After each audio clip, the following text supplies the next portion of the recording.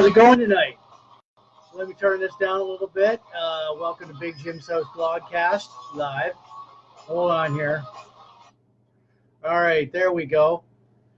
And welcome to Big Jim's House Blogcast live, edition number 36 in Sarnia, Ontario, Canada, Friday night. We got been a rough week. I see our regulars are joining us. Anywho, in this blogcast, wow, hey everybody, glad to see you could join us out there.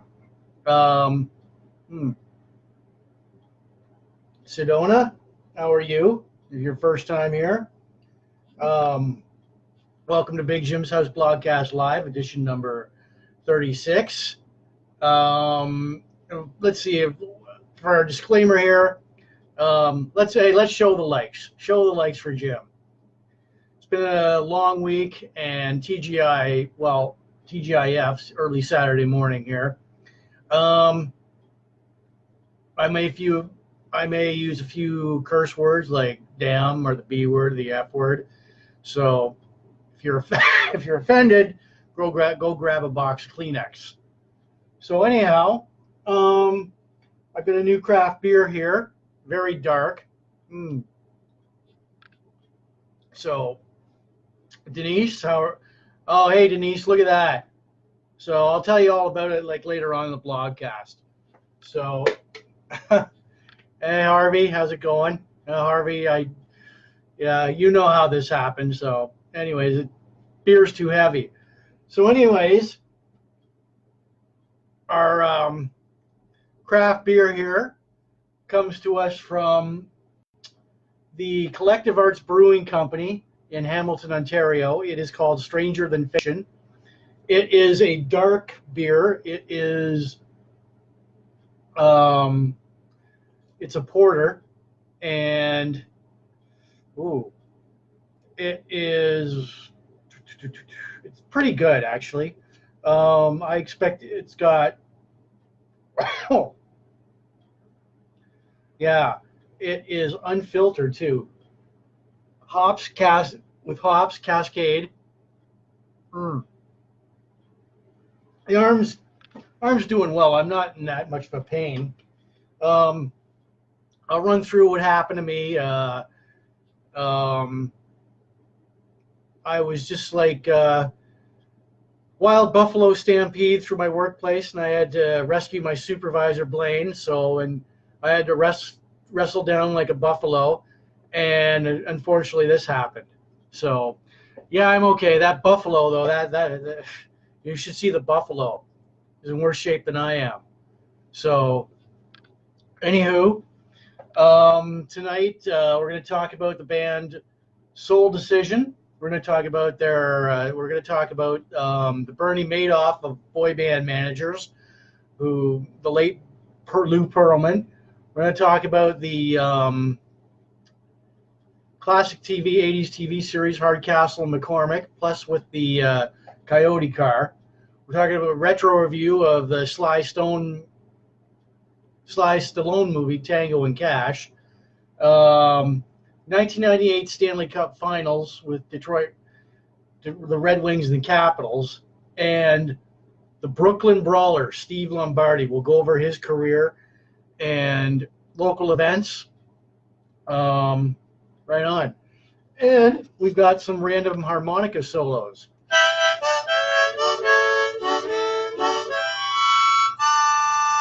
Give a like out to that. A few likes.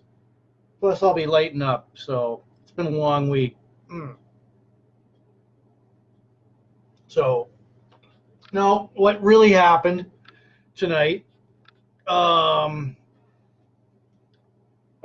arm's okay. I'm not in any pain or anything. So, and Matt St. Pierre, how are you? So, what happened to me tonight, I just, I wasn't wearing protection, so, I'll just say this. I accidentally scraped my arm on a heater, and it's okay. I just put burn burn oil on it or whatever have you. I want to give a shout out to Terry. Right on. So anyways, Stranger Than Fiction. It's by, it comes to us from the Collective Arts Brewing Company in Hamilton, Ontario. And it is a dark beer, hops. Very, it has like a chocolatey taste to it. So, and I would give it a 4 out of 5. So, if you've seen this before, it is Stranger Than Fiction. And it's pretty good beer. So, actually, hold on. I got to set this over here, my beer over here. Easy access. Every beer drinker likes easy access to that.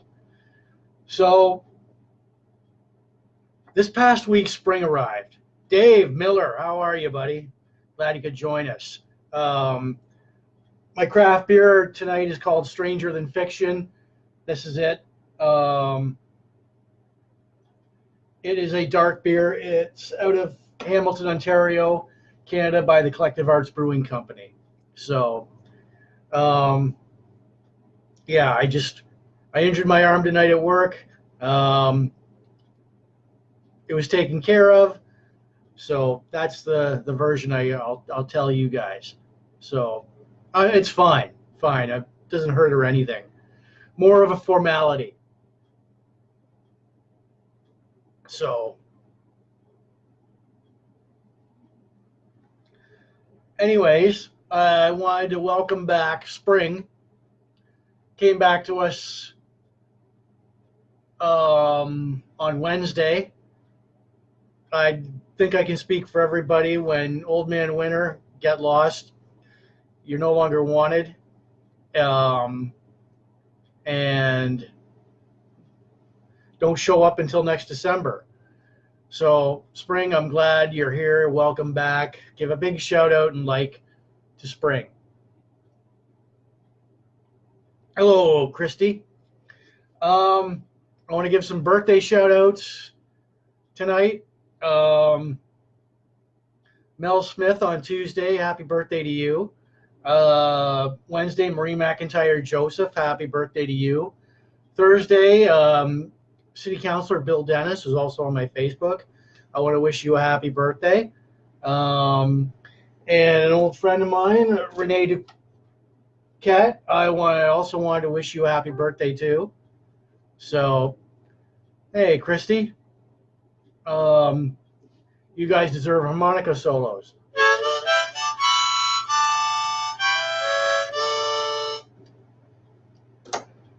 And there we go. So, all right, I'm just reading some of your comments here.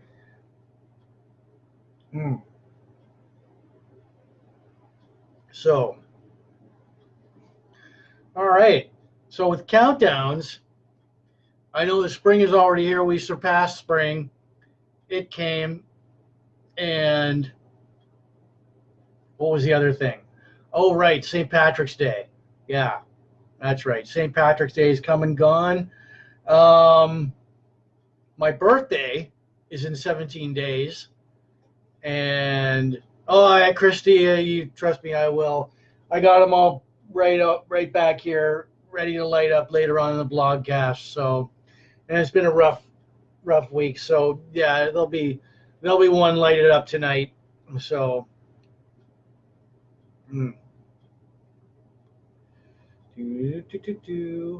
once again, okay. Stranger Than Fiction, Collective Arts Brewing Company. So, light them all up.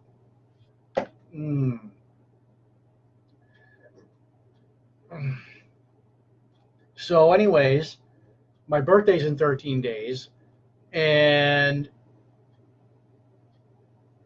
I managed to have Tuesday, April 2nd off. So it's my last remaining vacation day. So I thought, screw it, I'll just use it up, get it, schedule it off. So, going out for breakfast. Stranger Things. Oh yeah, what was that like? So, anywho, yeah, summer, or actually, we'll do this by summer is in 70 days. Correct me if I'm wrong. Do your fact check. I did. I'll be my birthday 13. Good Friday is in 31 days. Mother's Day is in 54 days. The May 2-4 long weekend is in 62 days. So that's the first May 2-4 weekend. So anyways, all right. So for tonight, we were going to talk about the band Soul Decision. I've posted two, if anybody remembers this band, they weren't kind of a boy band. They weren't a boy band. They were formed in Vancouver, Canada in 1993, and they disbanded in 2005. So their original name was Indecision, but due to there was a U.S. band, an American band called Indecision, so they changed their name to Soul Decision. So anyways, all right. Something happened there.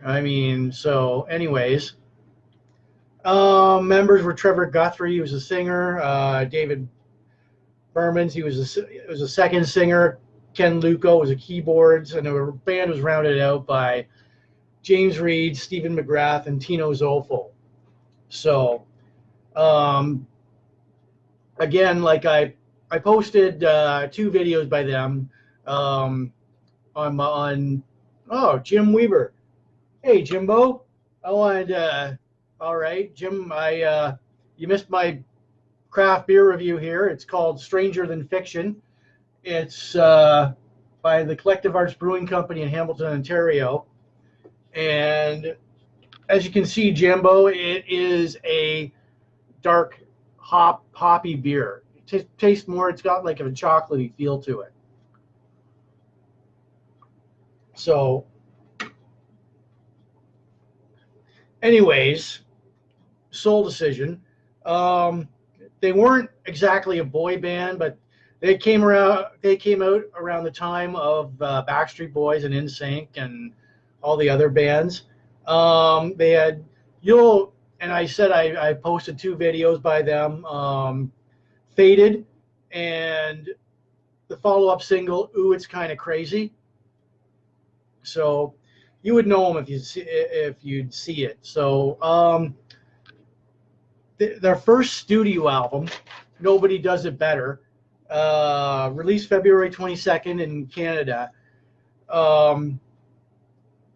Faded hit #1 in Canada, #22 on the US charts.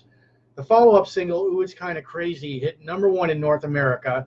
It was a #1 request on MTV Total Request Live, and they sold 1 million copies worldwide. So the July 2000 Canadian tour, they were supporting Christina Aguilera. The 2001 tour, they toured with Destiny's Child, and they were a support act to NSYNC. So, and yeah, so this is an all right.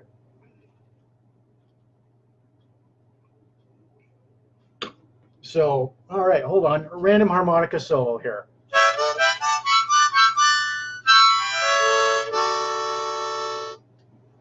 There.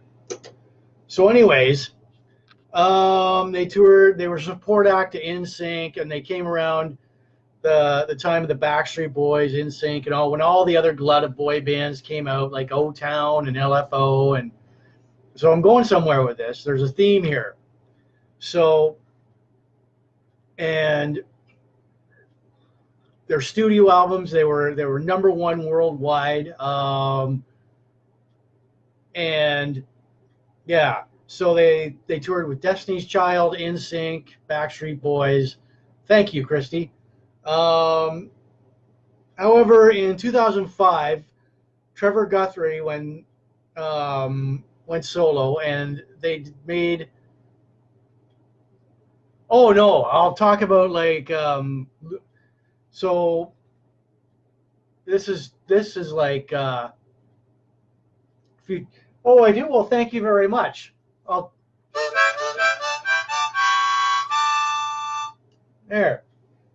There's one token harmonica solo. So anyways, lead singer Trevor Guthrie disbanded Soul Decision in 2005 because they didn't like being lumped in and labeled a boy band, and he felt misrepresented. So he stated they wanted to be more like Maroon 5, who were coming out.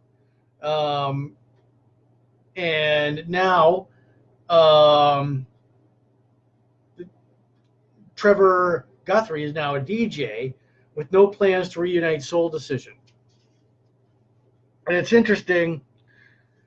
Well, it's interesting because I'll tell you guys about Lou Pearlman, the late Lou Pearlman. I also posted videos of him on my Facebook page. Oh no.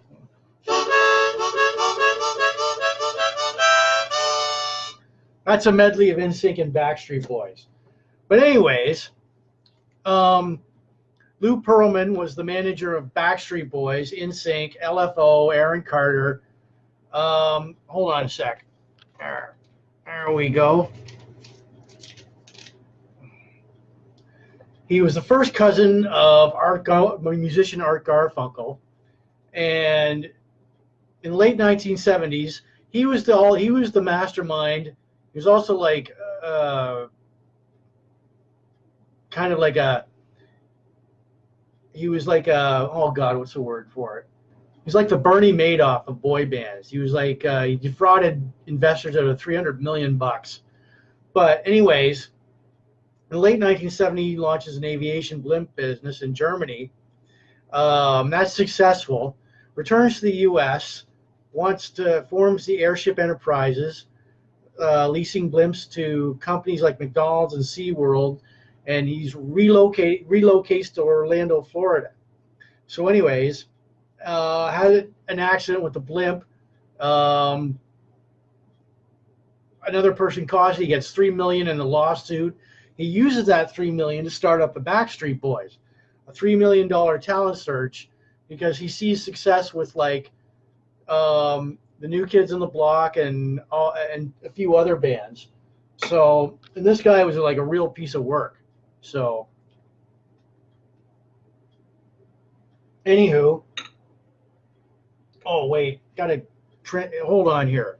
Rosella Carr, I see you joined us. So how are you, Rosella? Anywho,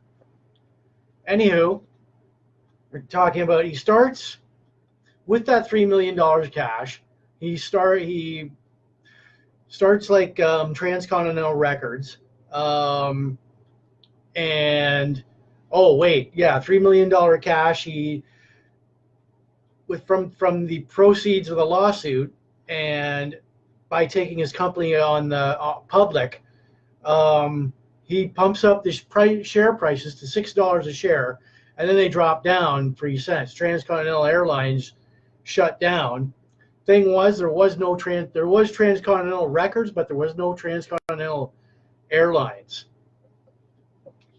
So the first band, Backstreet Boys, all selected by Lou Pearlman, they go on to have record sales of 130 million copies sold worldwide, each $130 million.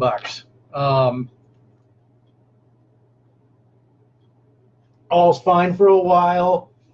And then he also starts the repeats the formula with NSYNC, who sells 70 million records worldwide. And then lawsuits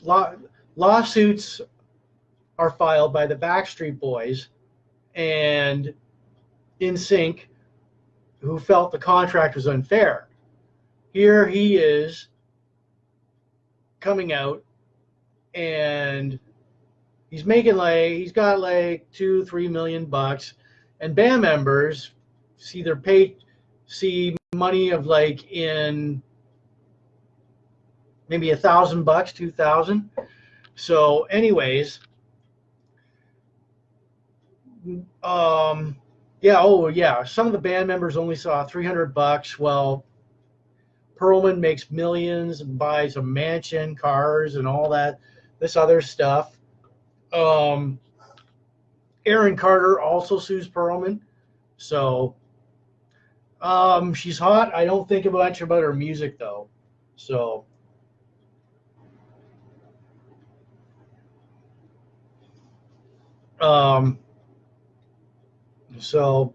anyways, lawsuits by Backstreet Boys, NSYNC, Aaron Carter, because they think the contracts are unfair.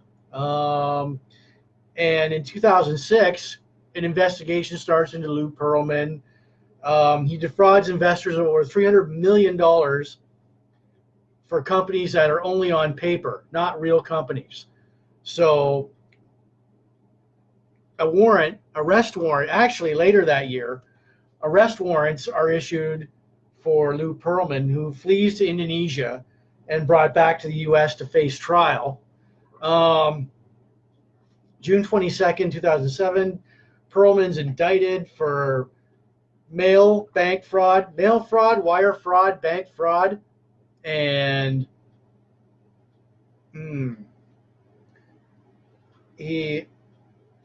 all of his companies are now in bankruptcy. 2008, he begins his prison sentence. He dies in prison on August 19, 2016 from a elongated stroke. So, oh God, what time? Oh, see, we're doing 22 minutes here. So anywho, Christian, how are you? So welcome to Big Jim's Blogcast, House Blogcast Live. So, I mean, if I was in a touring rock band and my rock band had sold over like 100 million records, and I'm waiting, and my manager and my management company, the guy that represent me, are taking in like $10 million, while I see a paycheck of like $100 or $300. Yeah, I'm gonna be pissed off. I'm gonna hire a lawyer, and because there's something wrong there. So Lou Pearlman saw himself as the sixth member of the Backstreet Boys and six members of of NSYNC, taking 1/5 of the touring proceeds, the songwriting, and the record sales. So, all right, hold on a sec. There's another random harmonica solo. So,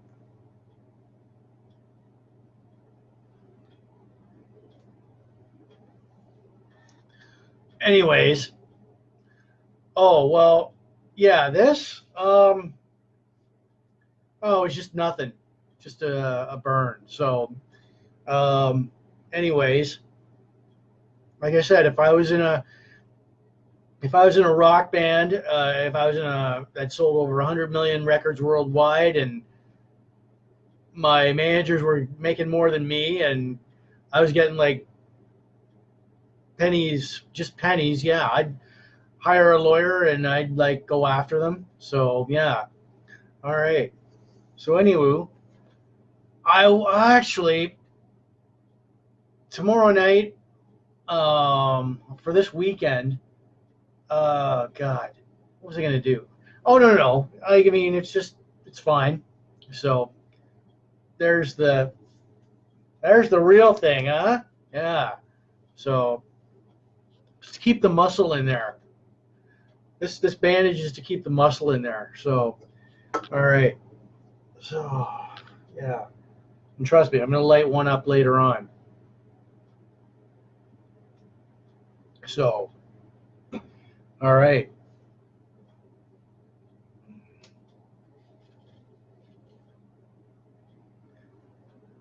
Anyways, all right. So,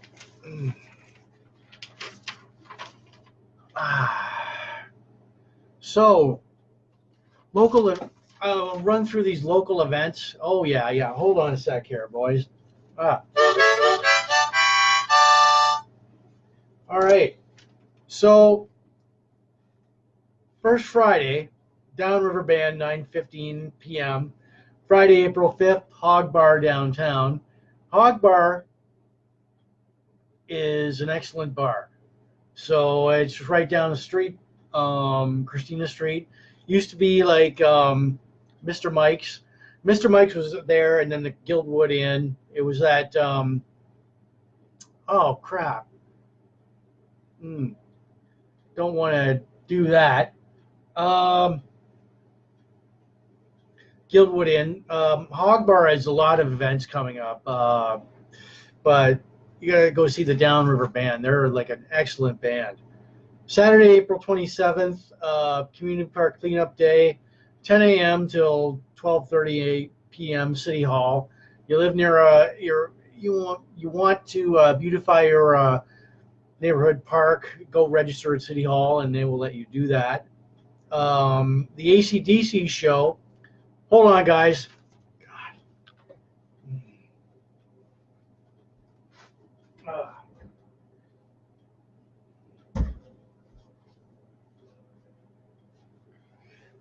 Back. Okay. Gotta. All right. So, yeah, settle in there. AC/DC show Saturday, June 22nd, 9 till 11 p.m. at the Sarnia Craft Rib and Beer Fest out in Hiawatha. That'll be a good show. 7:30 London Line. Imperial Theaters. Whoa, what? Friday, March 22nd today. I can't believe how fast the time goes.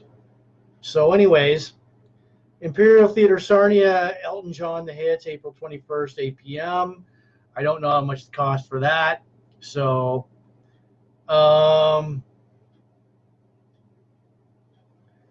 April Wine Live, May 3rd, 8 p.m., $69. Led Zeppelin Physical Graffiti, The Hits, May 25th at 8 p.m. The Def Leppard Tesla will be at the Budweiser Gardens, July 22nd, 2019, 7 p.m. With Tesla opening. So, age-friendly. Oh, no. Yeah, okay. All right. Wait a minute. Sarnia Poutine Feast. I like poutine. Who in the hell doesn't like poutine? So, May 30th. Oh, God. May 30th to June 2nd. Free admission, Centennial Park, Sarnia, because I remember because I went last year. And there was like 6 different kinds of poutine vendors there. So, 80s Gone Wild, Friday, July 5th, 10:30 p.m. Hair Metal Tribute, Sarnia Kinsman Rib Fest, Centennial Park in Sarnia. So that's free to get into. So,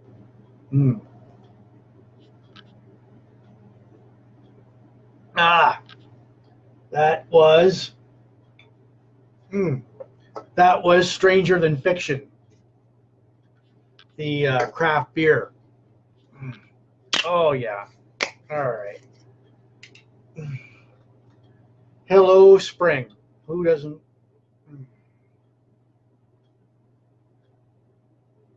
There. All right. So, Lady Luck, MC Social at Cosmos Restaurant, 6:30 to 9:30, March 24th. Swagger. Who doesn't love the band Swagger? So, yeah, Harvey, it is. So, Swagger will be at Lizard's Bar and Grill Saturday, March 30th, 9 p.m. in Sarnia. I don't know what the cover charge is. So, the Mudmen. And who doesn't like the Mudmen? Saturday, March 23rd.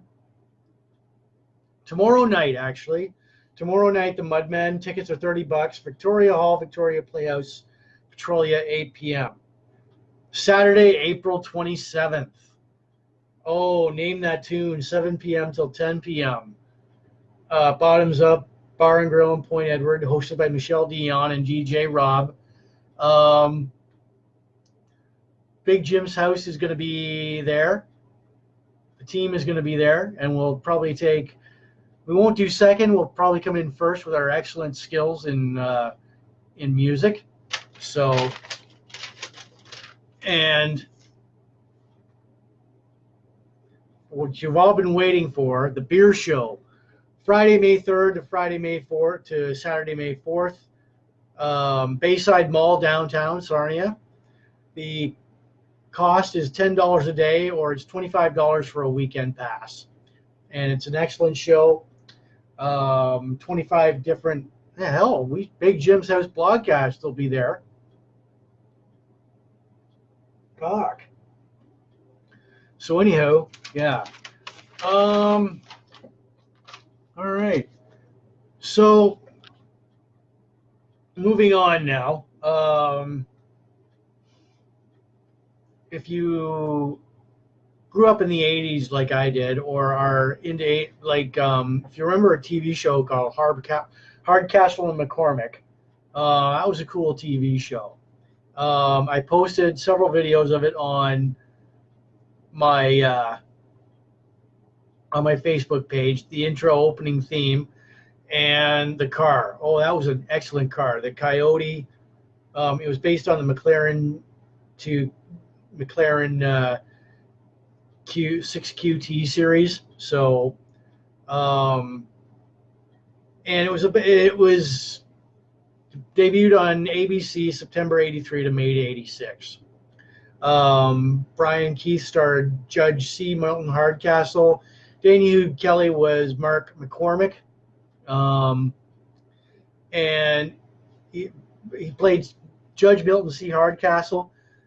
He was the retiring LA Superior Court judge who has 200, who in his career had 200 cases of people who got off on technicalities, and he wants to track them down and make them pay and for their justice for their crimes. So, anyways, Mark McCormick is a streetwise car thief, is facing a long jail sentence, comes before Hardcastle. He's facing a long jail sentence for stealing a prototype sports car, Coyote X, designed by a murdered best friend. So they strike a deal. Hardcastle helps McCormick catch the murderer. McCormick works as a judge's agent while McCormick gets to keep the Coyote. So it was he helps with so many cases, though. It was a cool theme song, Drive, by Joey Scarborough, who also sang the Greatest American Hero theme song. Visual Entertainment released all 3 seasons on DVD in Canada, and you can find the occasional episode on like, let's say you got an Android box, you can find any channel, any episode you want on that.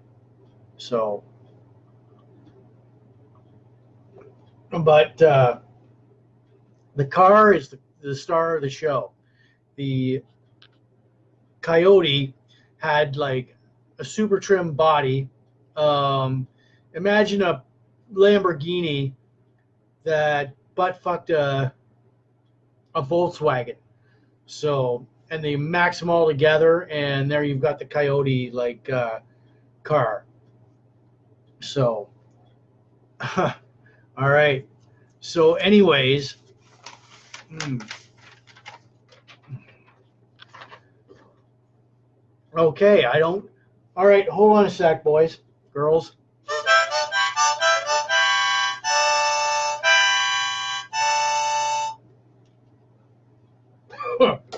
All right. There's the another random harmonica solo. So, anyways, okay. Stranger Than Fiction, craft beer. All right. So, anyways, if who out there remembers the buddy cop film starring Sylvester Stallone and Kurt Russell called Tango and Cash? Oh, hold on, Brian. I'm doing a tribute to the Brooklyn Brawler, Steve Lombardi, later on, like in about so. And you never believe where he's going to be appearing. So, anywho, Tango and Cash was a 1989 buddy cop film starring Sylvester Stallone and Kurt Russell. It was everything you'd expect in one of those 80s action buddy cop movies. Big guns, one-liners, lots of testosterone. So, um,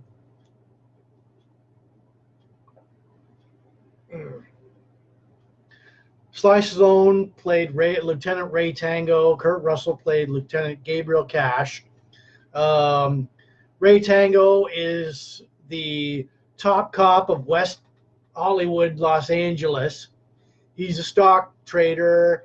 He makes lots of money, and he wears three-piece Armani suits, prim and proper. So why is he a cop? Because he loves the action. He's a junkie, action junkie.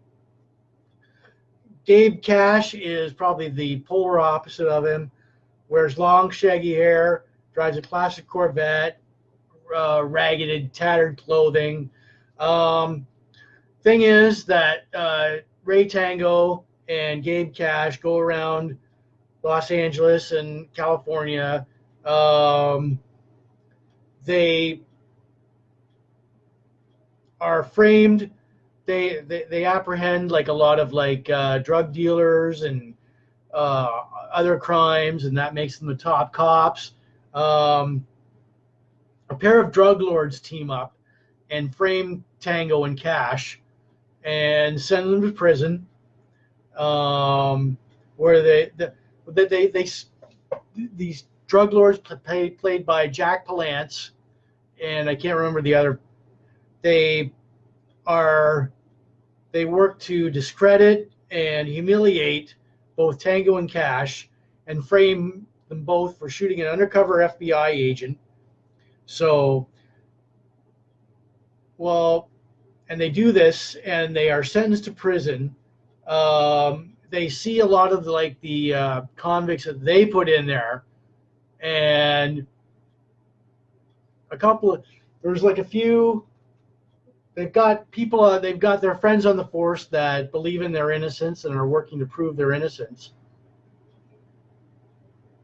So, but I remember one liner there from, "Oh, so you're Ray Tango. I hear you're the second best cop in all of L.A." And then Cash goes, "Well, or no, Ray Tango goes, well, I hear you're Gabe Cash. Funny, I heard the same thing about you." And they've got these like big ass guns that are like, probably about the size of a baseball bat, and they from the holster. So, anyways, Tango, Cash, they're both framed for murder. They're sentenced to prison where they see a lot of their old buddies that they put in there. Um, and don't mind me, people. Oh yeah. So, oh god. All right. So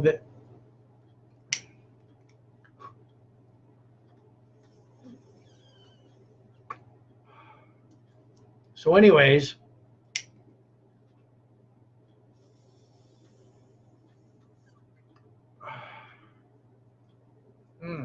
all right.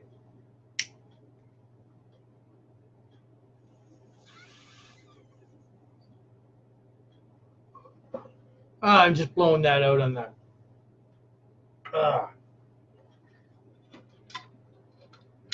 Said I'd light one up, and I'm not disappointing.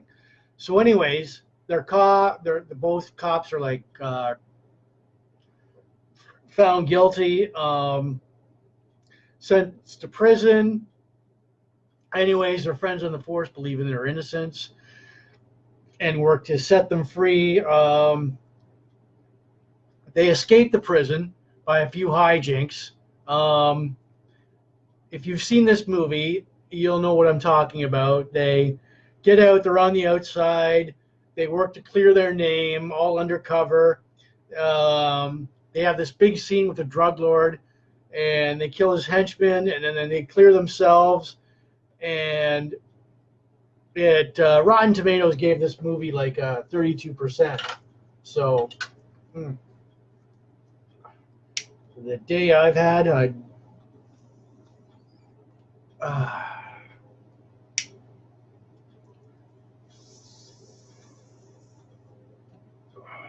yeah, that feels really good. So,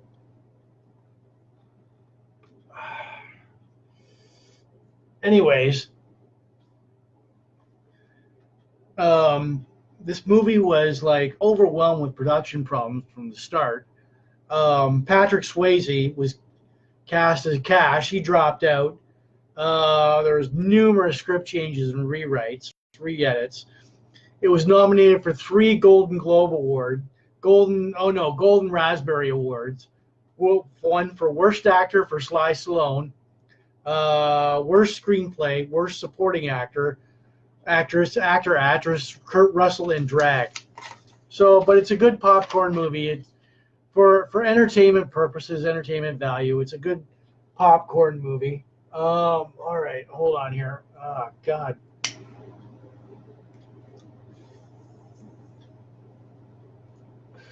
All right.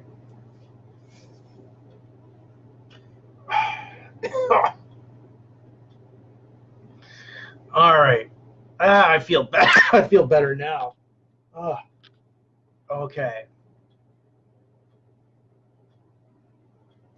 All right.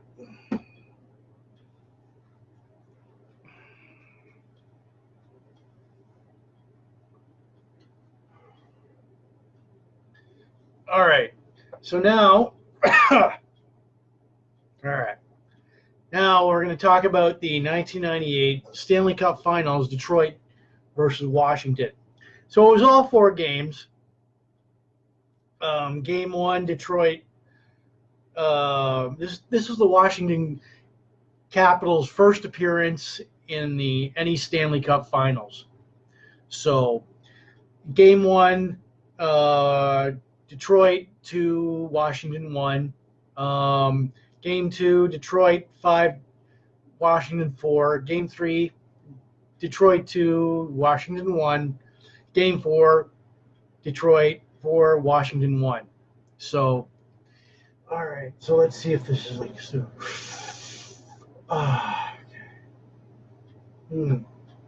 So,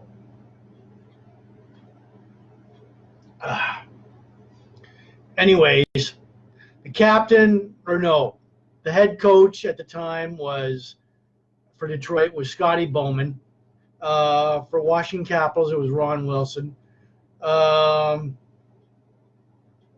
The captain of the Detroit Red Wings at the time was Steve Yzerman. The captain for the Capitals was Dale Hunter.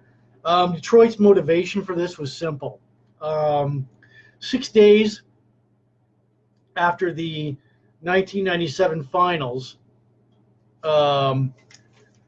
right-wing defenseman Vladimir Konstantinov and 2 other Detroit Red Wings, like associates, a masseur and another player, sustained injuries. Konstantinov sustained a serious brain injury because the limousine they rode in crashed, and that basically ended Vladimir Konstantinov's career.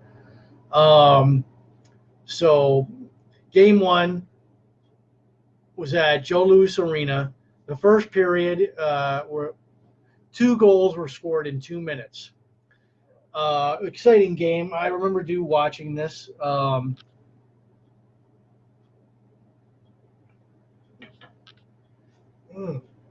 right, guys, hold on a sec. I got to relight this thing. So,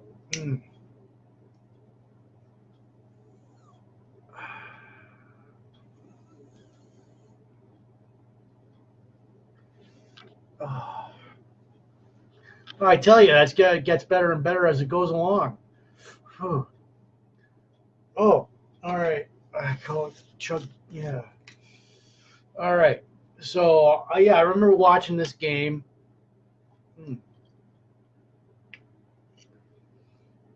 Life is better when you've got perspective. So, all right.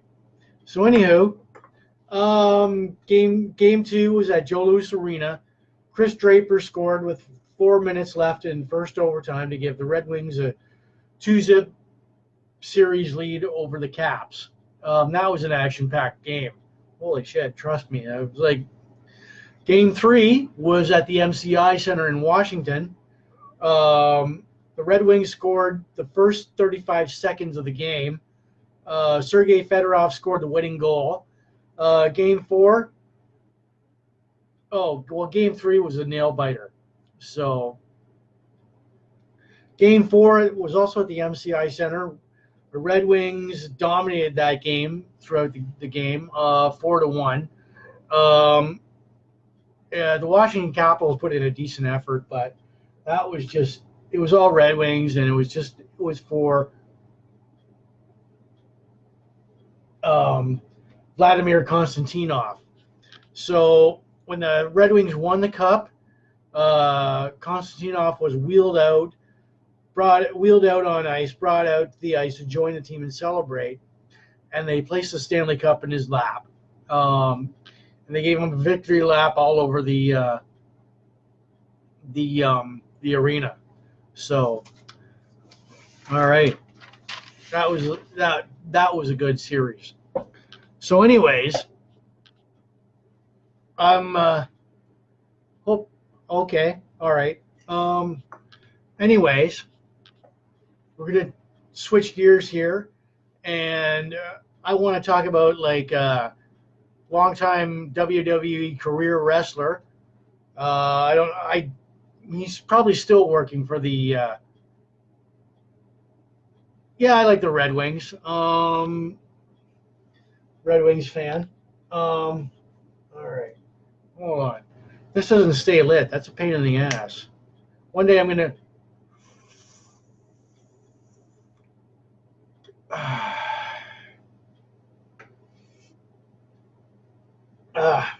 One day I'm going to invent like a joint that doesn't go out.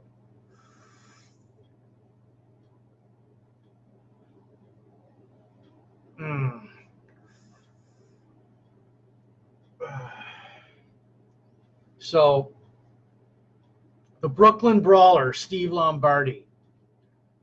So, this guy is a career WWE guy.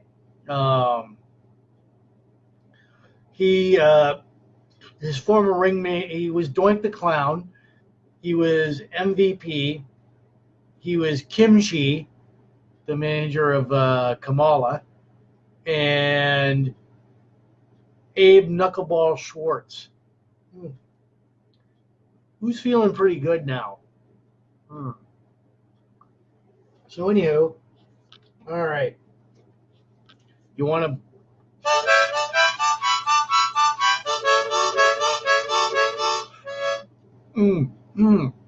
Yeah.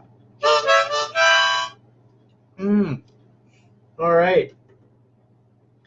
So, anyways, Steve the Lombardi started his WWE career around 1983. He's been a longtime heel jobber, a jobber to the stars. It's his job to lose to people. Faces. During this time, 83, he gets into he starts his WWE career enhancement talent, as they call it, jobber. Facing Sweet Hansen, Ivan Koloff, Sergeant Slaughter, the Iron Sheik, yada, yada, yada. Hey, Greg. We are on. Welcome to Big Jim's House Blogcast Live, Greg. And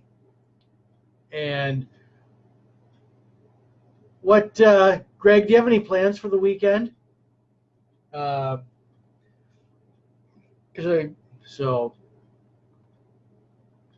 Anywho, Greg, what are you doing tomorrow? Oh, hold on a sec. I just wish this damn thing would stay lit. So we'll get back to the Brooklyn Brawler. And oh, Julie, hold on. How are you? Oh, shit.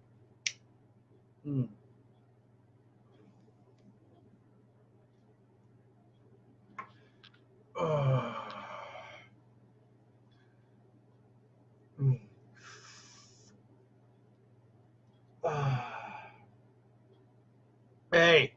So anyways, the Brooklyn Brawler starts his career in '83 and faces all the BJHBC. I could. Okay. And he goes on a winner-losing streak. Fred? Oh, good question. You want to see Fred?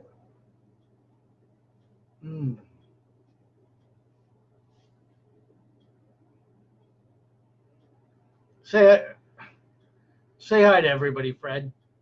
Hi. See, there's Fred, you know.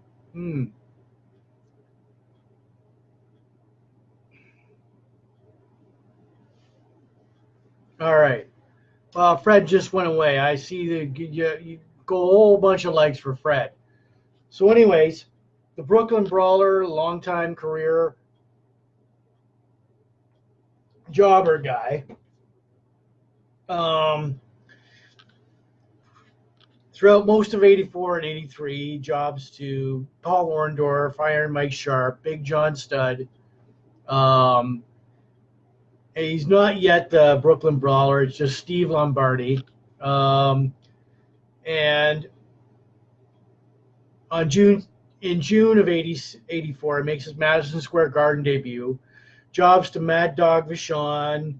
And then later on that year, he had his first pinfall victory over Mad Dog Vachon. And jobbers to Buddy Rose, Bobby Heenan, Bret Hart. As the company expanded, he was assigned to put over more talent.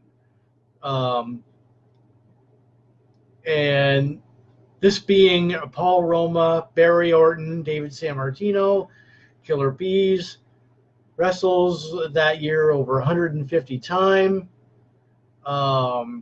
Okay. Well, I'm glad everybody's been concerned for Fred. It's good. Fred is fine. Fred is just camera shy. He does not want to come on sometimes. And I can't. Fuck. What more do you want? So, hi. All right. So, anyways, he back to Steve Lombardi. Okay. It's around this time he changes his gimmick into the Brooklyn Brawler. Forms a tag team with Randy Savage's brother Lanny Poffo. They get their first tag team victory over S.D. Jones and George Scalland. In 1986, he has wins over Barry O, Jim Powers, Mark Young, and Frank Lane, whoever those guys are. So, 87, most of 87, a few jobs to Ultimate Warrior. Feuds with Paul Roma, loses. Um, forms a jobber tag team with Barry Horowitz. Oh shit, there's another major jobber. 88, not too much. Feuds and losses to Brady Boone, Owen Hart, Jim Powers. Actually, I was mistaken. The Brooklyn Brawler debuts in 1889. His debut is managed by Bobby Heenan. So, all right, just reading some of this. Oh, come on, dude. Angie, how are you? So, yeah. Welcome to Big Jim's House Blogcast Live. So, and then in the 2000s, basically just it stays there for an enhancement taller jobber behind the scenes. And hold on, guys, I'm just reading some of your comments here. So, oh, come on, dude. So, he works as a WWE road agent, backstage agent. In the 2010s, 2019s, he's still active. He has not retired. And in his total career, and I looked this up on the internet, I'm not going to say where, he only had, out of, let's say, 300 he has 25 wins and 287 losses. So, and this is also why I saved Steve Lombardi for the best for last. Do you remember when I went through the events? I failed to mention? All right, Harvey, if you're still watching, I think you'll cream your pants over this one. Let me relight up this joint first. Oh, there it is. Hold on.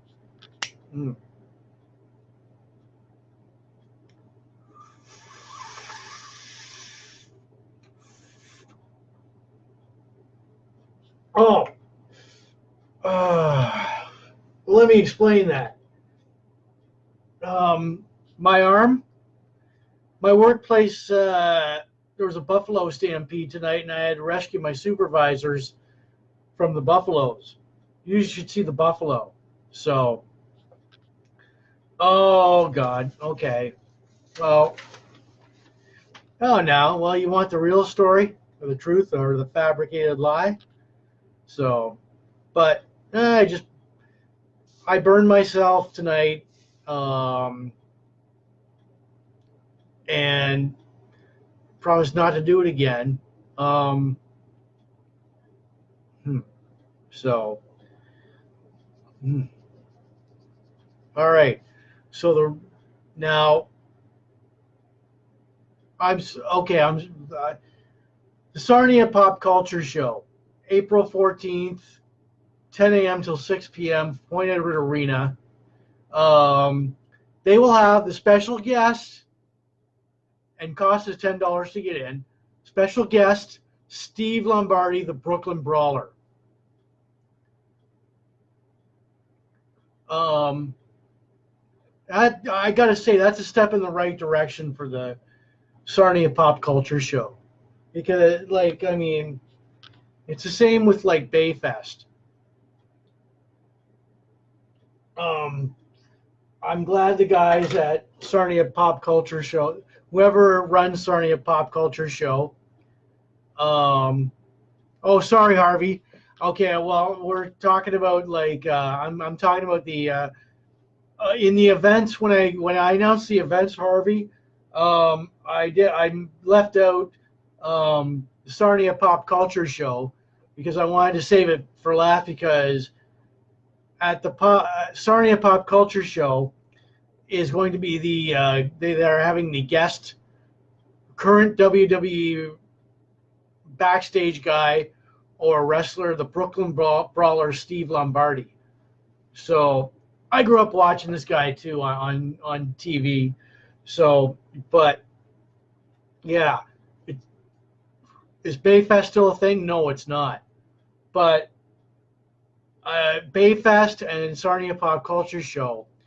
The Sarnia, the Pop Culture Show is, I think, about maybe 2 or 3 years old.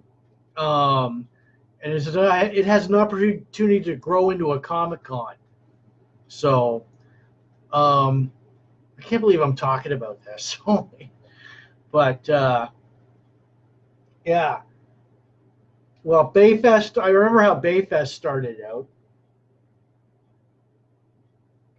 It was like Bayfest, when Bayfest started out, it was like, just another concert. And then when it grew and grew and grew.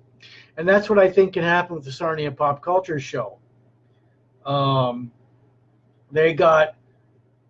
It is at the Point Edward Arena, Sunday, April 14th. Wait a minute, April 14th, I'm looking at, yeah, okay. Yeah, I know, hey. So, yeah, the show has comic books, artists, cosplay, toys, games, and superheroes. But I don't see why they can't have guests like you're saying, like the Brooklyn Brawler, or like why can't William Shatner or any other sci-fi or Comic Con convention come to Sarnia? Because never in my lifetime did I ever think that Def Leppard, Kiss, Bon Jovi, Aerosmith would come to Sarnia. Oh, Paul, I'm glad you joined us. Should have joined us earlier. Should have, my craft beer review was Stranger Than Fiction from the Collective Arts Brewing Company in Hamilton, Ontario. Paul, how's the house coming? So I was chatting to Tracy. You are? Oh, okay. All right. Say hi to the family from me, and say hi to your Nana, your Nan for me too. So, yeah, because when Bayfest started out, it was a nothing show. And it grew to have all sorts of these major superstars in there. Because never in my lifetime did I ever think I would see Aerosmith, Kiss, Bon Jovi. That's great, man. Right on. Now that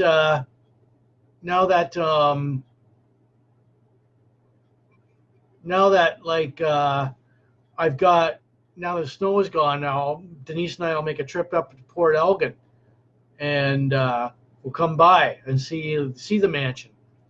So, anyways, never in my lifetime did I ever think that Kenny Rogers or Aerosmith, oh God, who are the major country acts, would even come here. So, but and I think Comic-Con has the Sarnia Pop Culture Show has that potential. Hell, I might volunteer. They have position for volunteering for the Sarnia Pop Culture Show, and I think I might do that. You know what? I think that this blogcast can be mobile and we can set up in the Sarnia Pop Culture Show. So, hold on.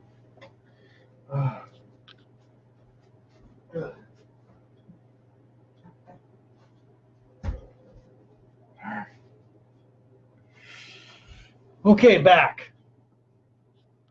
I don't know. Denise is camera shy, so I had to get another beer. I was on a rant here, totally unexpected.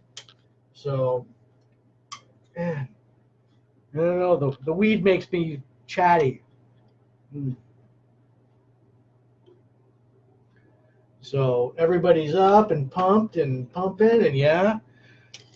Oh, so I don't know. Like I said, Denise is camera shy. So, yeah. And, yeah, but with Bayfest, it put Sarnia on the map. Um, it put Sarnia on the map with, like, lots of these major artists. Oh, God. So, yeah.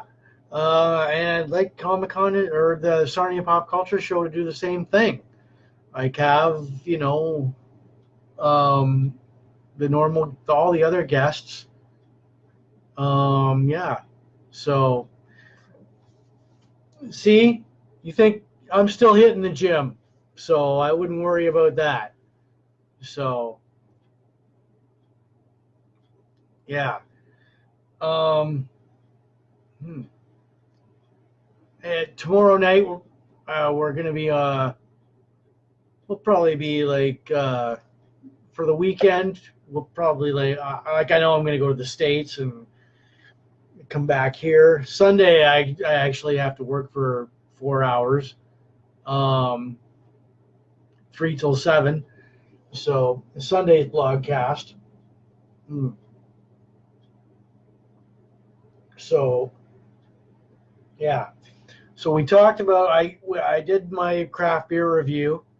Um, we did countdowns. Hold on, guys. One more. Yeah, I've heard of Roxodus. They've had commercials on. I've checked it out, but I'll check it out after I sign off later on. We did like my craft beer review. We did like birthday shout outs. Um, I will. We countdowns. Um, talked about Soul Decision, Lou Pearlman, Hardcastle and McCormick, Tango and Cash, 1998 Stanley Cup Finals, Wings, Caps, Steve Lombardi, the Brooklyn Brawler. Talked about the Sarnia Pop Culture Show. Oh, yeah. All right. So,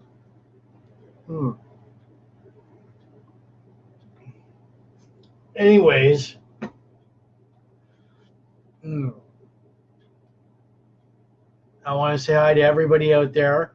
Oh, yeah. My inspirational quote for you people, it comes to us from Helen Keller. Security is mostly a superstition. Life is either a daring adventure or nothing at all. So there you go. There's my inspirational quote for you all. So, anyways, on behalf of everybody here, I'm okay. Yep.